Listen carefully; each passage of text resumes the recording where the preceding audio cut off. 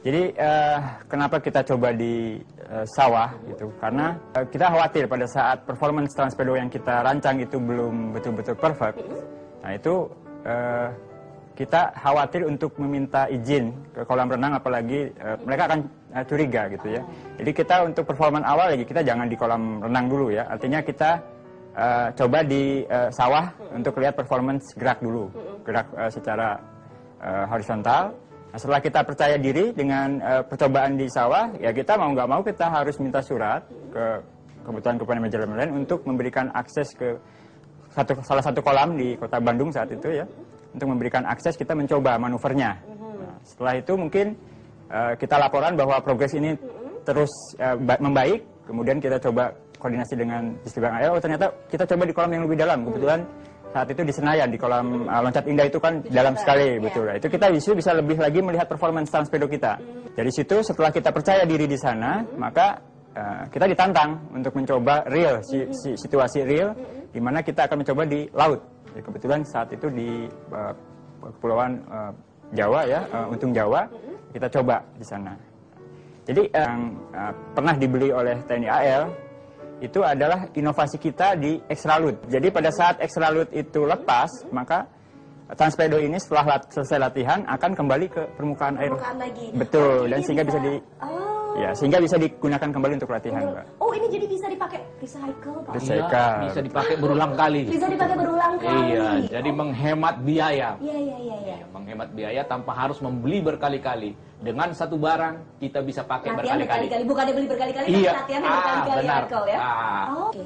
Gitu. Baik. Nah, kalau ini belum digunakan saat ini proses pengembangannya sudah sampai sejauh mana ini, Pak? Untuk proses pengembangannya saat ini kita sudah bisa memastikan bahwa Transpedo ini sudah bisa bermanuver di laut ya Bu ya, untuk mekanikalnya. Ya. Jadi dia Extralut bekerja lepas itu sudah sekitar setahun kita coba dan itu terbukti di Pulau Untung Jawa. Nah, sedangkan untuk elektroakustiknya ini masih perlu pengembangan. Elektroakustik di mana yang tadi Pak Charles Mabun katakan bahwa dia yang menjadi sasaran dari torpedo latih. Dia akan memancarkan sonar dan mengindikasikan bahwa posisi dia ada di sana. Itu yang kita terus harus kita develop lagi, Bu. Oke, baik. Letkol Charles merasakan apakah ada kendala nggak sih selama ini dari mulai melontarkan ide awal, kemudian develop sampai sekarang proses pengembangan sebelum digunakan? Kendala secara SDM, saya kira kemampuan bangsa kita dengan adanya industri-industri strategis, saya kira cukup mampu untuk mengerjakan ini.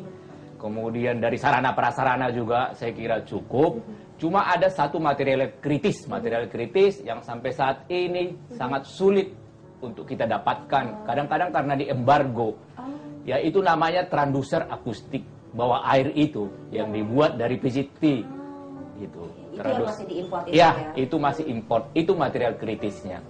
Justru yang kritis yang masih harus diimport. Iya, di situ dia. Oke, itu berarti juga tantangan juga mungkin ya, Pak Andrianto ya, untuk PT LEN sendiri juga untuk bisa memproduksi transducer ini secara lokal begitu ya. Tapi kalau dibilang ini kritis, masih harus impor, sebetulnya apa sih yang membuat sepertinya sulit untuk dibuat secara lokal untuk alat yang cukup kritis ini?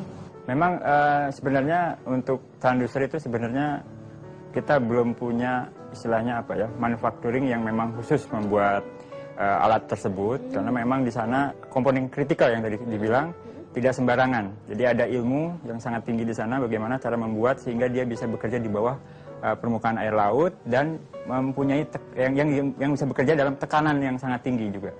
Nah, jadi itu mungkin tidak mudah. Jadi kita tidak menyerah di situ bahwa apa yang kita bisa tampilkan di Transpedo ini adalah bagaimana meramu satu sistem ya, dan menjadikannya produk ini berbeda dengan yang lain. Jadi Transpedo ini juga dilengkapi dengan sistem annunciator di mana pada saat dia lepas dari laut kemudian selesai latihan dia akan muncul kembali ke permukaan air laut.